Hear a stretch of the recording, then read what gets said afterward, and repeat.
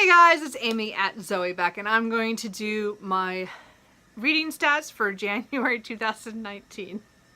I had a really weird reading month. I mean, overall, I still had a really great, I read a lot of really great books. I don't think that I can say that it was a bad reading month. I just had a lot of disappointments, which I know we have every once in a while. And so I don't know if it was really just my bad luck that a few of the books that I was really anticipating turned out to be not for me, or if I was just in a mood that I was just like, I don't want to deal with this anymore. But the other books I read were all pretty good. Like, I mean, I would say it was a very 4-star, reading month overall, if you don't count the disappointments.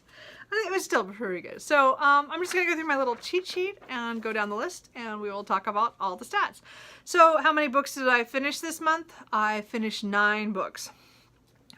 6 of those were physical, and 3 of them were audio. I did read 2 manga on the very last day of the month, so I got some of those in. I DNF'd 3 books. That's the most I've DNF'd in 1 month, and I have no idea how long. But I DNF'd 3 of them, and I don't feel bad about any of them. I feel bad because they were popular books, but I don't feel bad that I'm not reading them anymore. So how many of the books that were on my TBR did I read this month? So January I made a point of only picking 5 books. So I actually attempted 4 of them. 2 of them were DNFs and 2 of them were finished. But those 2 that I finished I liked. So, well, I only have 1 that I didn't get to. How many of the books that I finished were, like, where were they from? So 2 of them were audiobooks that I owned, and 6 of them were physical from my collection. And then 1 book was from the library. It was an audio CDs.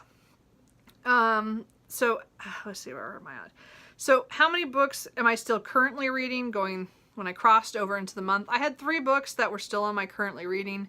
One of them since I have completed. The other 2 are, one's an audiobook in my car, and Becoming by Michelle Obama, and I'm still on the fence about The Wreath by Sigmund Unstead, and I'm not sure I'm gonna get to that. Anyway, we're not sure, but I'm on the fence there. So those ones, though, those 3 crossed over. I got 1 done already, but anyway. And then how many books did I buy this month? So this number is probably one of the smallest numbers in a really, really long time. I only bought 10 books. Now, that's only the physical books I bought. So I'm not sure if I want to go forward, if you guys want to hear how many Kindle books I bought, or Kindle things I bought, and audio from Audible. I do tend to buy at least 1 or 2 Kindle books a month, even if I don't read them. A lot of times they're short stories or novellas or something that go in a series that I just haven't got that far to. So I'm going to read them. I just want to read something else first. And then the audio, I am listening to those a little bit more often, but I'm still getting things from the library, so it takes me time to get to them. But I tend to read, buy maybe 1 or 2 of the daily deals during the month, and then I have my credit, which I usually save until there's something really that I want. But I'm still putting down how much money I'm spending there. So I'm cracking all my money this year on Kindle, audio, and Audible, and my physical book buying. But I didn't know if you guys want to know about those, because I don't talk about my Kindle and audio much except when I've read it. So let me know if you want to know more about that. But at this point, I'm just doing my physical, which is 10 books I bought. But what's really cool is, of those 10 books, 2 of them I had already read before I bought them, because I read them from the library, but I wanted my own copies. And then 1 of the books I read during the month, so that was good. So I've really only added 7 to my TBR. So that's not as bad, right? Yeah, I have a big TBR. Anyway, but it still wasn't that much. I'm getting better, really. And again, I dropped off some because I did read some physically, so I'm not quite doing that addition thing yet, because I really don't want to put up the number I have of how many books I really have. don't know. Oh, it's bad. Anyway, so, so pages read for the month was 3,641, which comes up to an average of 117.5 pages a day. So that's, for me, is pretty good. Again, my average low point that I want to be is 50 pages a day on average every month. So I strive to always make more than that. I don't always. A lot of times I'll be just a little bit over. So this was a pretty good reading month for me. I don't know how people do 8,000 pages in a month, I must admit. I'm definitely lower than that. But I am doing pretty good, I think, for me. So like I said, if I get over 100 pages per day on average, I'm ecstatic because that's awesome for me. So then my star ratings, as I said, the star ratings come out pretty good because I do not I don't give a rating to the DNFs.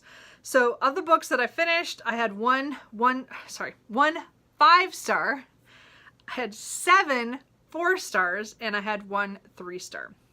So, oh, you know what? I actually had one more reread because the 3-star one is technically a reread. But, anyway. I did forget that, sorry. But that was one I got to count because I read it so long ago. So pretty much, oh, how did that work out? 3, 2, 1. I screwed up my numbers here. Hold on. Yeah, I did. Okay, so the genres I read, I classified 3 as urban fantasy, 1 a mystery, 1 true crime, 1 nonfiction history, 1 general nonfiction, or 2 general nonfictions, sorry, and then 1 literary fiction. So I had quite a wide range. I mean, I read more urban fantasy only because I did my try a chapter thing and I read one of them right off, and then I read a couple more later in the month. So, I mean, I was actually, yeah, I like spaced them out quite well actually. So, but it just happened to be this month. And again, urban fantasy is one of my favorite series, or one of my favorite genres. I have not been picking up enough of it, so I'm working on that. So my favorite book of the month was one of the urban fantasies, which was written and read by Anne Bishop. I loved this book. It was so unexpectedly good for me. I definitely want to pick up the next book in that series. I'm holding off because I need to read some other stuff, but I really want to read it. And then, what is my least favorite that I finished? I didn't have a least favorite that I finished. I mean, my star ratings are fairly okay. So I'm just going to talk about the 3 DNFs real quick, just so we'll get the pain over with. As you guys know, I DNF'd, And Only to Deceive by Tasha Alexander, which was a mystery. Just didn't get along with the main character. She started doing things I didn't seriously think she should, or what she was thinking wasn't making me happy. I don't know. I also DNF'd The Exit Serpent by Sarah Perry. I'm very sad, but again, more characters doing things I'm like, why? Why are you doing that or saying that or thinking that? Just drove me crazy. And it just was slow moving enough. I stopped caring. And unfortunately, Selena Sens by Josiah Bancroft. I just did not get along with this. It was too slow for me, and I didn't get along with the episodic nature of this book. It was not for me. I don't like to watch much TV anymore that's episodic. So I guess that's probably one of my problems with it. But I'm sure other people love it. So it's just me. These are all my issues. So that's kind of my stats. And then I'm just going to show you real quick let's see here. So this is my reading vlog. So those are the pages I read on these days. Here's where I did the 24 and 48. I didn't read a whole lot I read a lot of hours, but I read so little pages for it. But I still did more than normal. So it is a good reading month. I think I did quite a bit. That was pretty good. And then this is my first of the year in pixel thing where you do a day. So you can kind of see I have a lot more colors now. So hopefully it'll be more obvious, the colors. But my biggest thing is 50 to 100 to 100 to 150 is kind of my biggest numbers. But you can see that it kind of does. I don't know. Maybe you guys don't care. I don't know. I am having fun with this, doing a bullet journal. Just it's like a bullet journal, but it's the collections just for my reading and stuff. I'm just enjoying that, and I let myself have a couple hours at the beginning of the month to play with it and get it set up for the next month. And maybe I'll show that to you. The last time I tried to do a video, it flipped it, so I was not able to release it. So I will try that again just to kind of show that off if you care. I don't know. You'll have to let me know. Anyway, so that is all the stats for January 2019. It was a weird reading month because there was a lot of great books in there. I mean, as I said, I had 7 books. I said them were 4 stars, which means they are all potentials I would reread again. They weren't like I loved them, but they were good enough that I would keep the book and probably reread them. And again, I had my 1 5-star book, which I can't wait to continue.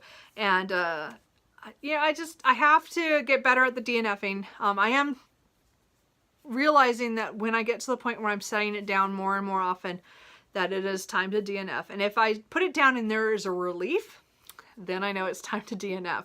So I'm trying to get better about that. And I have so many books really that if a book is not working for me, I should really just move on. And I need to get better at that. So I am working on that. Clearly, if I DNF'd 3 books in January, and you know, the bad part about this whole thing was my first book of the year was the one I DNF'd, was The Mystery, which really kind of made me mad. But that's okay. The next book I picked up was Written in Red, which was a 5-star, so it made me happy anyway. So anyway, that's it. I will talk to you guys later. Bye.